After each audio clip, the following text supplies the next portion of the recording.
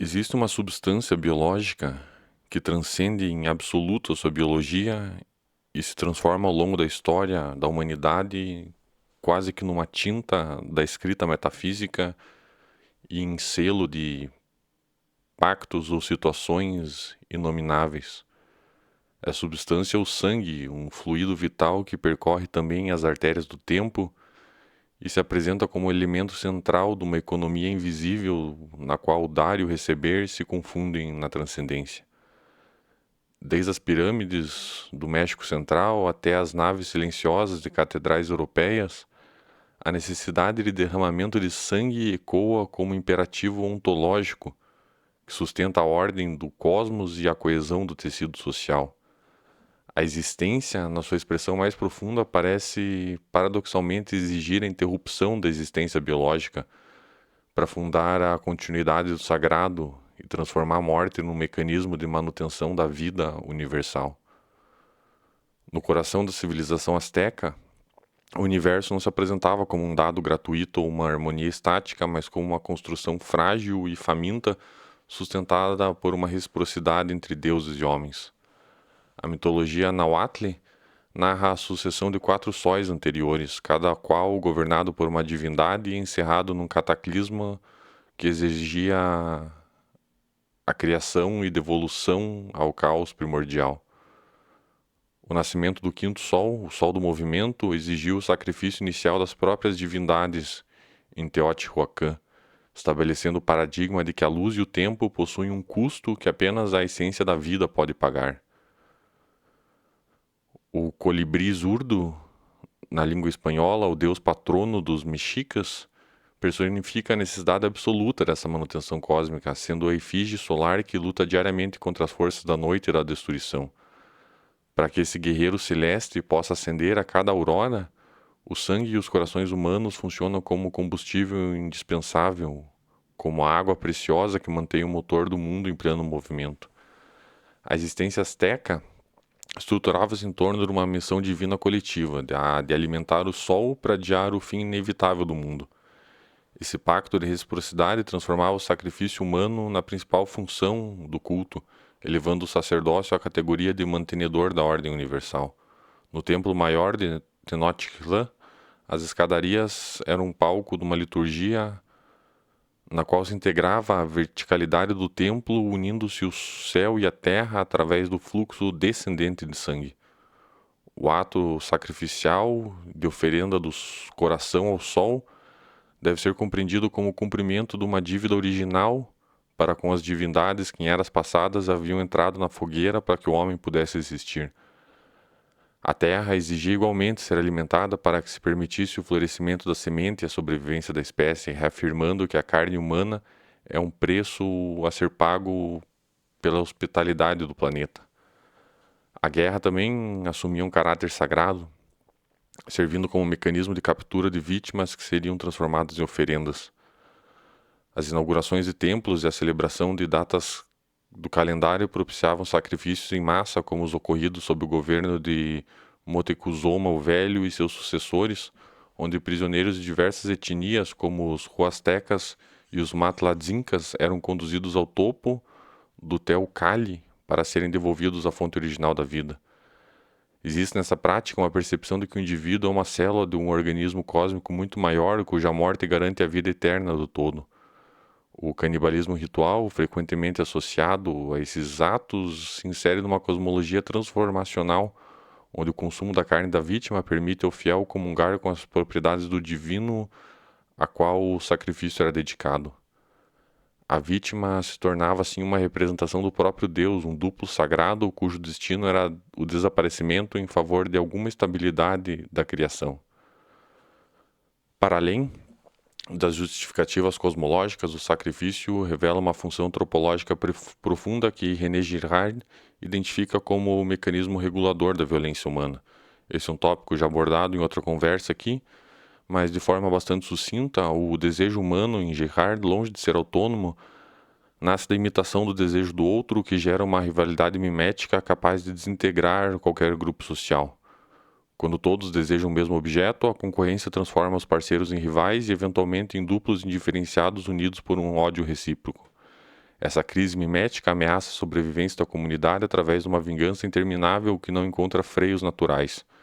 E aí o sagrado emerge como uma exteriorização dessa violência interna, uma força que parece vir de fora para restaurar a ordem através de um único ato de agressão coletiva. E esse ato de agressão coletiva consiste no mecanismo do bode expiatório que aparece como a pedra fundamental dessa teoria de Girard. Diante da ameaça da destruição total por conflitos internos, a comunidade inconscientemente canalizaria toda a sua raiva para uma única vítima, cuja morte ou expulsão é capaz de restaurar subitamente a paz. E a eficácia desse processo depende da ignorância das vítimas e dos carrascos que acreditam piamente na culpa daquele que é sacrificado.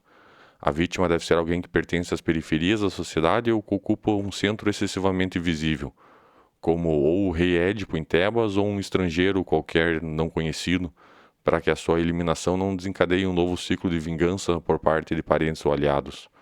O sacrifício em Girard é a primeira instituição humana, é o remédio que cura a sociedade de sua própria violência ao administrá-la em dose ritualizada.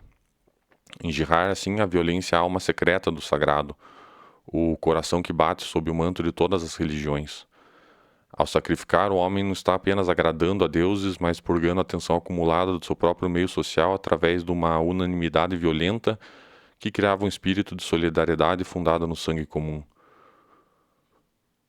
O ritual serviria para repetir o evento fundador, canalizando a agressividade inerente ao ser social para um objeto substitutivo que pode ser morto sem consequências legais ou morais.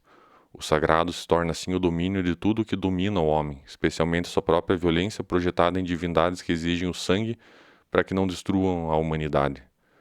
A revelação cristã, segundo Girard, oferece a única resposta adequada ao problema da violência ou desmascarar o mecanismo do bode expiatório e mostrar, através da cruz, a inocência radical da vida.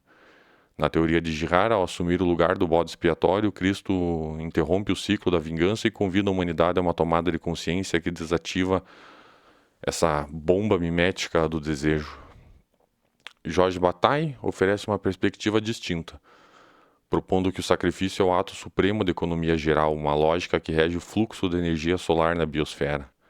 A vida na Terra, na teoria de Bataille, caracteriza-se por uma superabundância de energia que o Sol emite sem receber nada em troca, criando um excedente que deve ser necessariamente gasto. Esse tema também foi abordado em outra conversa aqui sobre Bataille, mas também de forma sucinta. Na teoria de Bataille, se esse excesso de energia não for consumido de forma deliberada e inútil, ele acabará por se dissipar de forma catastrófica através de guerras. O sacrifício representa a despesa improdutiva por excelência, o gasto de energia que não busca nada de lucro, de produção, de utilidade, mas que se apresenta no campo da pura perda, da inutilidade. Através do sacrifício, então, o objeto é retirado do mundo da utilidade, do mundo do trabalho, da técnica, da descontinuidade, para ser devolvido à esfera do sagrado e da continuidade original. O mundo profano é o domínio das coisas, onde o homem se vê como um objeto, entre outros objetos, submetido ao tempo e à necessidade de conservação. O ato sacrificial rompe essa casca de utilidade, destruindo o objeto para libertar a sua essência e permitir que o sacrificante vislumbre a continuidade do ser, que é a própria natureza da morte e do erotismo. Existe assim em Bataille uma intimidade profunda entre o carrasco e a vítima, porque no instante do golpe ambos se fundem num êxtase que transcende a individualidade e a razão. A soberania em Bataille não reside no poder de governar, mas na capacidade de viver no instante presente sem preocupação com o futuro ou com salvação. O homem soberano de Bataille é aquele que aceita o risco da perda absoluta, que se entrega à parte maldita da existência, do luxo, do luto, da guerra, do sacrifício, para afirmar a sua liberdade face às exigências da sobrevivência material. O sacrifício humano manifesta-se como uma gloriosa e terrível explosão do consumo improdutivo, onde a vida é queimada para honrar a prodigalidade do sol. A poesia, o riso, o êxtase místico são formas modernas internalizadas dessa mesma necessidade de exceder os limites do eu e da linguagem, buscando um ponto de comunicação que só o silêncio da destruição pode oferecer. Bataille utiliza a arte como um exemplo de despesa simbólica, uma atividade que só nasce quando há excesso. Assim como o sacrifício de sangue, a criação artística é uma operação de perda que coloca em questão os limites da linguagem e da utilidade produtiva. Em sociedades primitivas, o potlatch e outras formas de gasto ostensivo serviam para evitar o acúmulo de poder repressivo, mantendo a coesão social através da generosidade violenta e do desperdício. O sacrifício humano, nessa ótica, é a produção de coisas sagradas através de uma operação de perda máxima, uma degradação sem limites que revela a profundeza do ser. A transição das práticas sacrificiais literais na história da humanidade para as formas simbólicas e espirituais da moralidade ocidental passa necessariamente pela análise da genealogia da culpa e da dívida. Daí a gente tem que recorrer a Nietzsche, que identifica a origem da má consciência na relação contratual entre credor e devedor, onde a incapacidade de pagar uma dívida material se transformou ao longo dos séculos no sentimento psicológico de culpa. No mundo arcaico, a punição física e o derramamento de sangue serviam como uma compensação festival pela dívida não paga, oferecendo ao credor o prazer da crueldade como pagamento.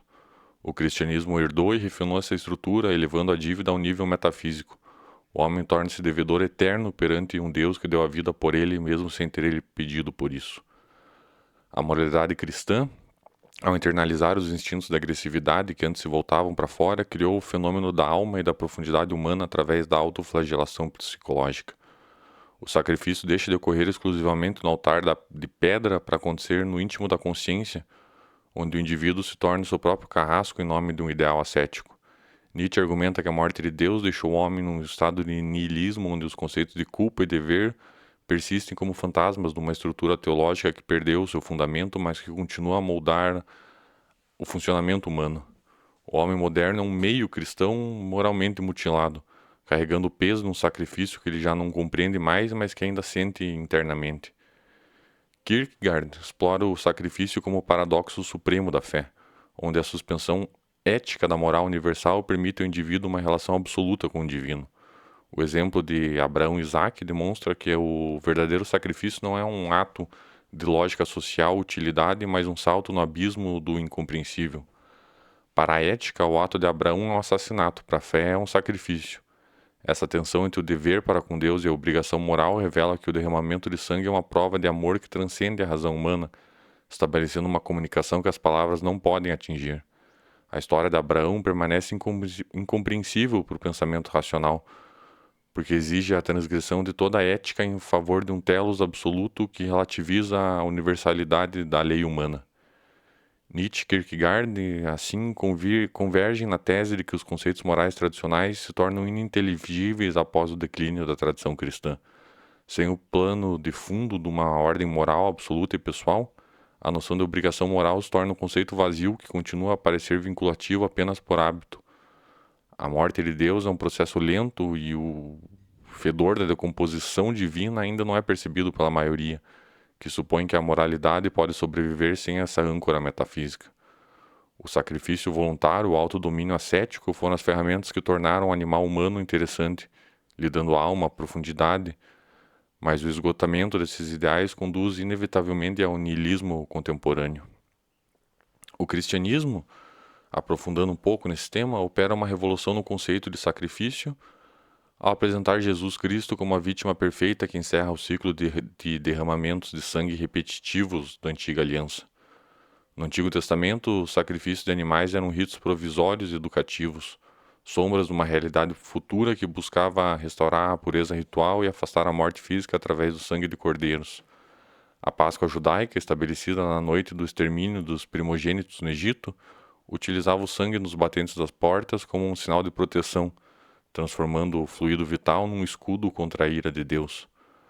Contudo, a teologia cristã afirma que o sangue de animais era incapaz de lavar verdadeiramente o pecado original e reconciliar a humanidade com o Criador. A crucificação de Jesus, assim, é interpretada como o sacrifício vicário onde o próprio Deus se torna vítima para pagar a dívida impagável da humanidade. João Batista, ao apontar para Jesus como o Cordeiro de Deus, conecta a figura do Messias ao sistema sacrificial da época do Levítico, mas inverte a direção. Não é mais o homem que oferece sangue a Deus, mas Deus que oferece o seu sangue ao homem.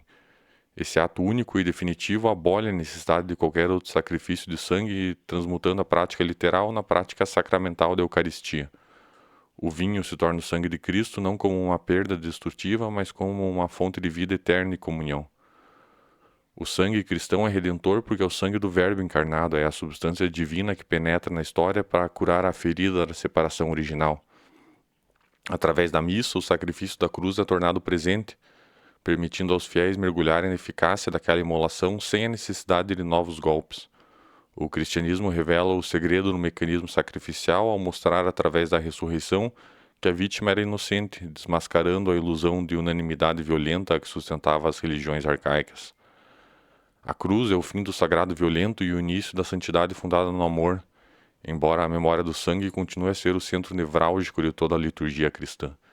Jesus aceita que o peso dos pecados humanos recaia sobre ele, interrompendo o efeito dominó da morte e salvando a humanidade através de um ato de autossacrifício que redefine o conceito de amor.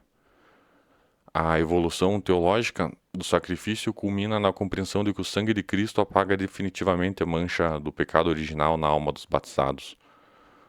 O sacrifício de sangue animal, visto como necessário para que os pecadores se aproximassem de Deus, é revogado por uma nova aliança estabelecida pelo próprio sangue divino.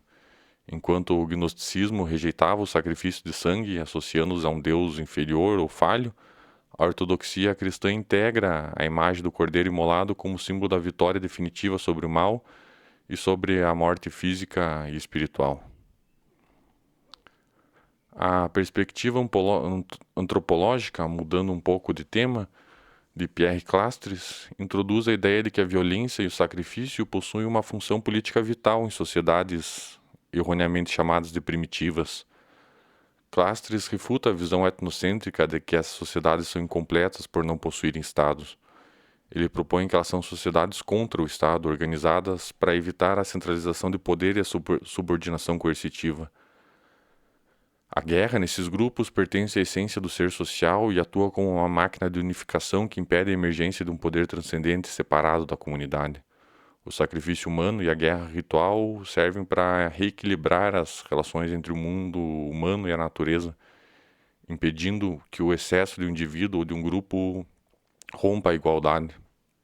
O pensamento de Clastres sugere que o Estado é a verdadeira forma de violência estagnada, enquanto que a guerra é uma violência centrífuga que mantém a liberdade, pelo menos a guerra primitiva, nesse contexto de sociedades, entre mil aspas, arcaicas. Ao sacrificar a sociedade selvagem, e também entre mil aspas, reafirma o seu compromisso com uma lógica que não permite a acumulação de poder nem de riqueza, preferindo o gasto improdutivo e a destruição como formas de manter a dignidade e a autonomia. O sacrifício, nessa ótica, é um anteparo contra a máquina de unificação e domínio do Estado, uma defesa da multiplicidade e da soberania do indivíduo inserido na sua tribo. A necessidade de derramamento de sangue, assim, se revela como um nó górdio na trama da consciência humana. Dos astecas, temos a ideia de que o cosmos exige uma manutenção vital e que a gratuidade da vida é uma ilusão que esconde uma dívida profunda para com as forças que nos precedem.